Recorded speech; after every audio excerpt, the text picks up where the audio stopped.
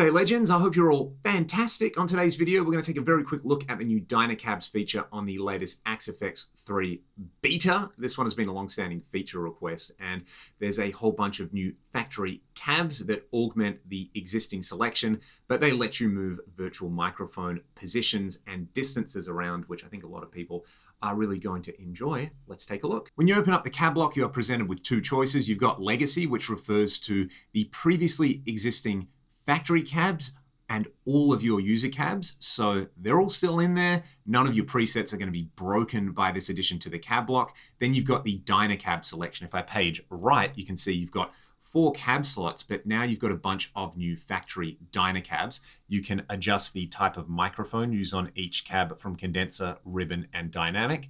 Then you can play around with the position, the distance, the level, whether it's muted or soloed. The pan, you've got a low cut and associated low cut slope, a high cut and associated high cut slope in there. Then you can adjust the IR length. You've of course got a bunch of different cabs to select between, everything from kind of 1x10 cabs through by 1x12s.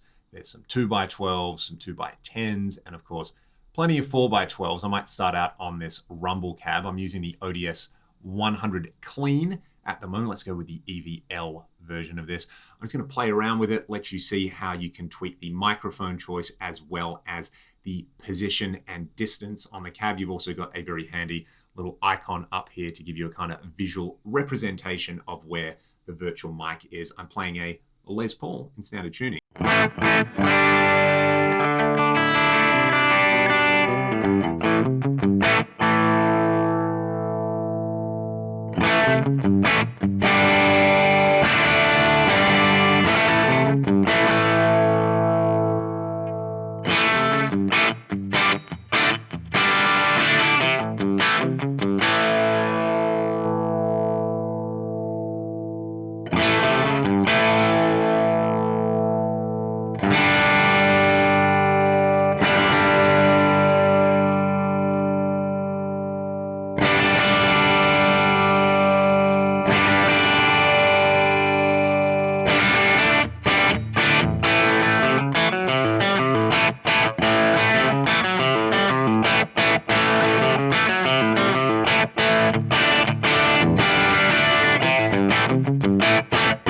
You get the idea from there. It's fairly straightforward. You've still got the cab block preamp tab, room tab, and align tab on there, and then the mix tab. So all the usual functions if you've used the cab block before. Just let you hear a couple of different factory Dyna-Cabs. Probably my favorite at the moment is this 4x12 1960 TV. I'm still on the ODS, but I'll let you hear this one with a boogie in just a second as well.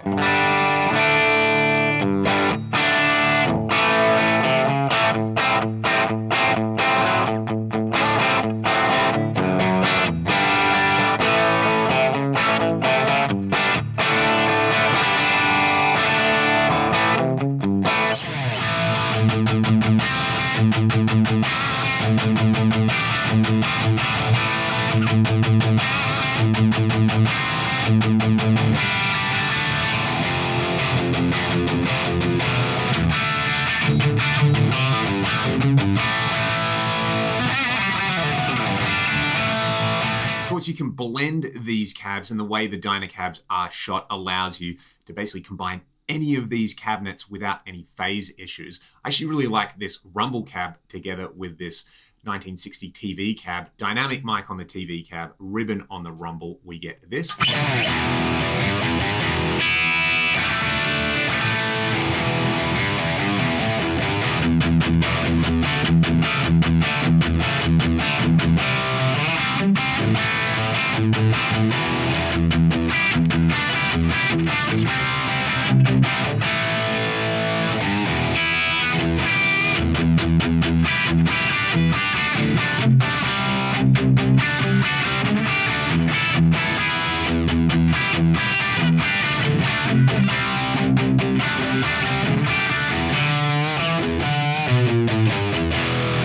There's also a speaker impedance matching control on here. So if you want the speaker impedance in the amp block to match up with the selected cab, you can turn that on.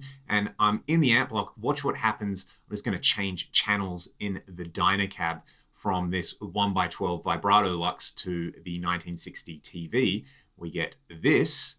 The impedance curve changes. So along with the IR, you're also changing the impedance curve, and that's been a long-standing feature request as well. Now, this is not a full release, so try it at your own risk. If you do try it, let me know your thoughts in the comment section below. I think a lot of people are going to enjoy this approach to the factory IRs rather than scrolling through a list of IRs. You've got a much more tactile way of going about it. There will be a new version of AxEdit which lets you edit these Dyna-Cabs as well.